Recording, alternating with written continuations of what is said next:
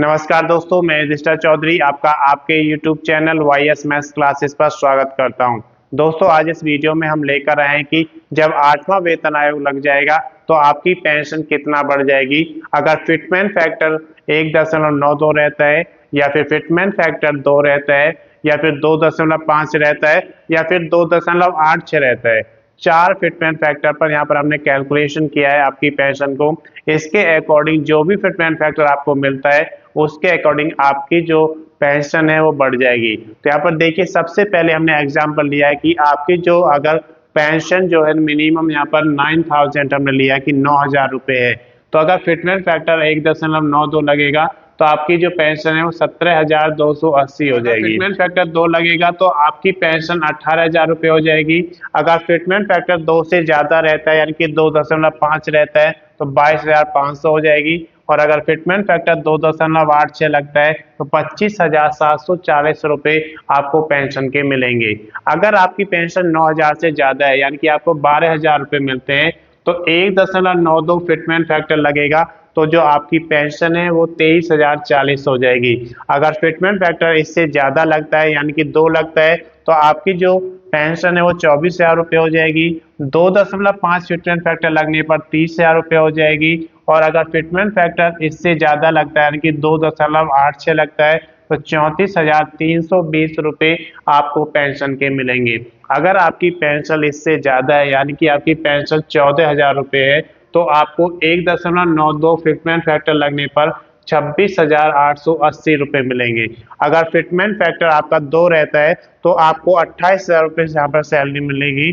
और अगर आपका फिटमेंट फैक्टर 2.5 लगता है तो 35,000 पेंशन मिल जाएगी। और अगर फिटमेंट फैक्टर 2.86 लगता है तो आपको जो पेंशन मिलेगी वो 40,040 मिलेगी। अगर आपकी पेंशन इससे भी ज्यादा है यानी कि पेंशन आपकी 16,000 रुपये है तो 16,000 रुपये में 1.92 फिटमेंट फैक्टर लगने पर 30,720 हो जाएगी। और अगर फिटमेंट फैक्टर 2 लगता है तो 32,000 हो जाएगी। और अगर फिटमेंट फैक्टर 2.5 लगता है तो 40,000 रुपये मिलेंगे। और फिटमेंट फैक्टर 2.86 लगने पर 45,760 रुपये मिलेंगे। अगर इससे ज्यादा पेंशन है यानी कि आपकी 18,000 पेंशन है तो आपका फिटमेंट फैक्टर 1.92 लगता है तो आपको जो पेंशन मिलेगी 34,560 मिलेगी। और अगर फिटमेंट फैक्टर 2 रहता है तो 36,000 आपको मिलेंगी। अगर फिटमेंट फैक्टर 2.5 है तो 45,000 रुपये आपकी पेंशन हो जाएगी। और अगर फिटमेंट फैक्टर 2.86 लगता है तो 51,480 रुपये यहाँ पर आपको पेंशन के मिलेंगे। लेकिन अगर आपकी पेंशन इससे ज्यादा है यानी कि 21,000 रुपये है तो अगर फिटमेंट फैक्टर 1.92 लगता है तो आपको 40,320 रुपये यहाँ पर पेंशन के मिलेंगे।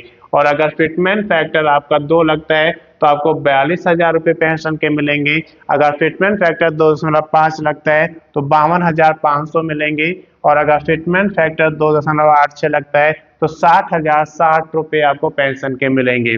अगर आपकी पेंशन इससे ज्यादा है यानी कि 24,000 रुपये पेंशन के मिलते हैं तो 1.92 फिटमेंट फैक्टर लगने पर 46,080 रुपये आपको पेंशन के मिलेंगे। और अगर फिटमेंट फैक्टर 2 लगता है तो जो आपकी पेंशन है वो 24,000 से बढ़कर 48,000 हो जाएगी। अगर 2.5 फिटमेंट फैक्टर रहेगा तो 60,000 हो जाएगी। अगर फिटमेंट फैक्टर आपका 2.86 लगता है तो 68,640 रुपये आपको पेंशन के मिलेंगे।